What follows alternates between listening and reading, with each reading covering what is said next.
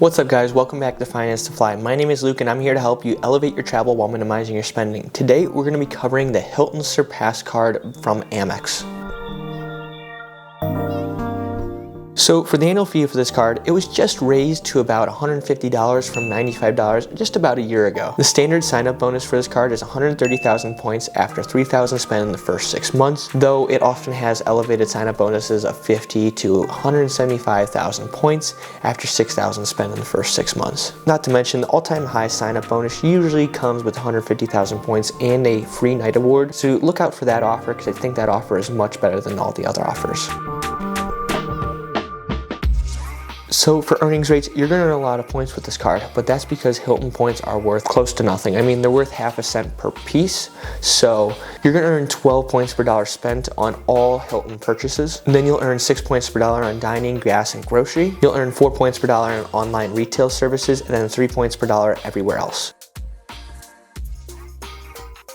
So for benefits of this card, you're going to get a couple. You're going to get Hilton Honors Gold status, which is pretty good. It's their mid-level status. Then you're going to get a $50 quarterly Hilton credit, which in total comes out to $200 per year. You'll get national car rental status, car rental protection, that's secondary, baggage insurance, extended warranty, purchase protection, and then no foreign transaction fees. Lastly, you'll get Path to Diamond status if you spend $40,000 on the card each year, and then you'll get a free night award at $15,000 spent in the year.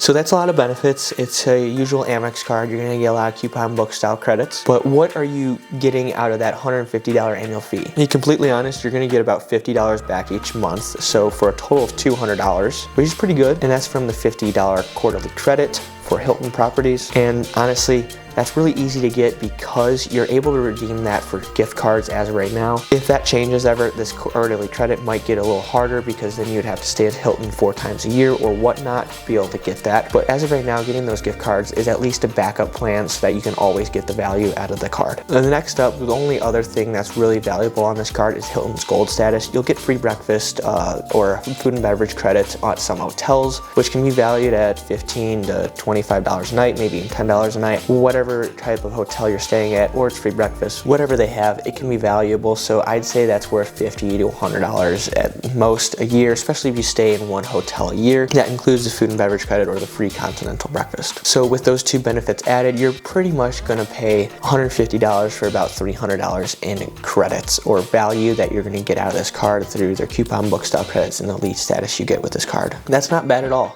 I mean, you're coming out $150 ahead. So moving on to these redemptions, we're going to be looking at high-end value luxury redemptions through Hilton. Reason being for this is because that's where you're going to get the most bang for your points. Honestly, if you try staying at like a Hampton Inn, it's going to be really, really hard for you to get good value for your points, and you're often at times going to get even less than half a cent per point value. For these redemptions, you're easily able to get over 1 cent per point value because when holding this card, you get that elite status, which also gives you access to that 5th night free perk, which means if you pay for 4 nights for free with points, you're going to get a 5th night free. So for this first redemption, we're going to continue on with the Bali theme that we've kind of had over the last couple weeks with redemptions. We're going to stay at the Viceroy Bali, and that's going to be about 105,000 points a night. If you pay for 4 nights, you're going to get that 5th night free, so 5 nights are going to cost you 420,000 points. If you were to pay that in cash, it's going to cost you about $5,700. This will give you a great 1.36 cent per point value, and for Hilton points, that's absolutely outstanding. That's over double what points are usually worth. So for this next redemption, we're going to be staying another 5 nights. This time it's going to be in the Beverly Hills Waldorf Astoria. I personally stayed at this property. It is fantastic. It's not in the best area. I would say the Mayborn down in Beverly Hills is a much better location in terms of walking to Rodeo Drive, but this still is a pretty good location. You can see the ocean from where you're at, especially that rooftop pool, and the rooftop restaurant is great food. Very, very nice hotel right across the street from the peninsula, and you're still able to walk to Rodeo. It's just about a half-mile walk longer than the Mayborn is. But anyway, back to redemption. One standard room night here is going to cost 120,000 points. So for 4 nights, or I guess 5 nights, if you take that 5th night free, it's going to cost 480,000 points. That same 5-night stay is going to cost around $6,500 if you were to pay the cash price. That ends up getting you a slightly lower than what we just saw at a 1.34 cent per point value, which is still incredibly good for these Hilton points, and I would say is a very good way to use your points. Obviously, you have to get a lot, but you can get a lot quickly because those multipliers are high. So for this last redemption, we're we're gonna book another small luxury hotels because those were recently added to Hilton's portfolio, and I really like them because some of the most high end of the small luxury hotels are some of the nicest hotels, or I guess unique experiences in the world. I mean, take for example this redemption to Calala Island off the coast of Nicaragua. This will require you to book about 10 to 12 months out because availability books up quick because there's only 8 rooms in the whole property. I'm pretty sure only 1 or 2 of them are available for points bookings. But all in all, an award night cost 150,000 points, so a 5-night stay is going to cost 600,000 points. And I definitely would recommend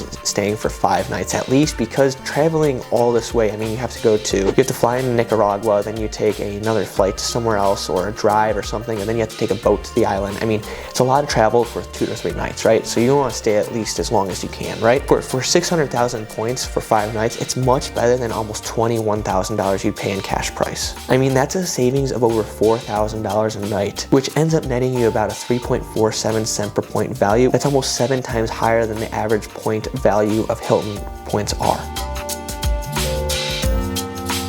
So what are my thoughts on this card and who is this card for? Well, first off, I have this card and I like it. I like this card because I'm able to get that $50 credit each month, either by staying at Hilton's or I'm getting that $50 gift card if I'm not able to spend $50 at a Hilton within that certain quarter. Not to mention the few times I stayed at Hilton's, it's usually redeeming points with a friend so we combine points. Like the last redemption I stayed at, it was at the Conrad in Fort Lauderdale. It was very nice. All I had to do was sign up for this card. The sign up bonus was 170,000 points if I can remember correctly. Friend got it. We paid for our nights with points. We got that hotel room, everything. We got a $25 each food and beverage credit each night, so we got an extra $100 each in value for just booking with points. So that's where that gold status comes in. You get that food and beverage credit. It really makes a difference and just is nice to have. If you're booking a hotel that would include that food and beverage credit, include a buffet breakfast or something like that, getting that gold status makes the card even worth even more. Like another example, I have an upcoming trip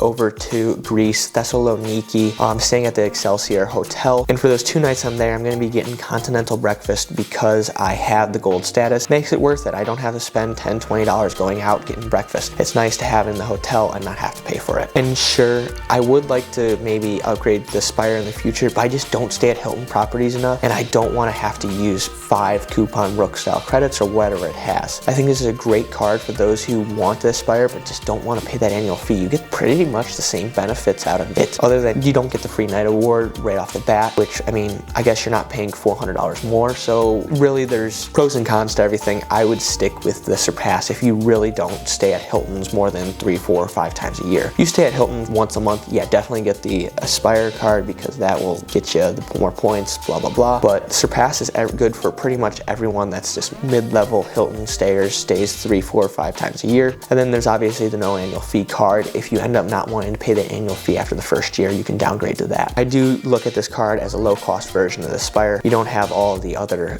humble jumbled coupon book style credits you have to worry about, which is nice. And you do get that gold status, which is mid-level. I think that's valuable. I mean, it's obviously not diamond, but it's still valuable. So I would at least recommend this card for anyone with a sign-up bonus, especially if they have a friend or you have a player 2 that wants to combine points. It can get you a nice 5-night stay at pretty much anywhere because especially if you sign up for a all-time high sign-up bonus at either 175,000 points or the free night award 150,000 points, I can get you 5 nights pretty much anywhere in the world, which is nice, right? 2 sign-up bonuses later, boom, you're on a trip. You got 5 nights. Other than the sign-up bonus, I do think this is a great card to hold if you stay at Hilton's 2, 3, 4 times a year, something like that, so that you can get those extra multiplier bonus points, and then you get that gold status that can get you free breakfast, food and beverage credit. Other than that, I don't think this card is for someone who stays at Hilton 1 or 2 times a year. I think that they can benefit from the smaller card, the no annual fee card. That would be much better for those who stay only 1 or 2 times a year. In the end, if you stay at Hilton a decent amount, maybe once every 2 months, this card's for you. If you stay more, I'd go for the Spire. If you stay less, I'd go for the no annual fee card.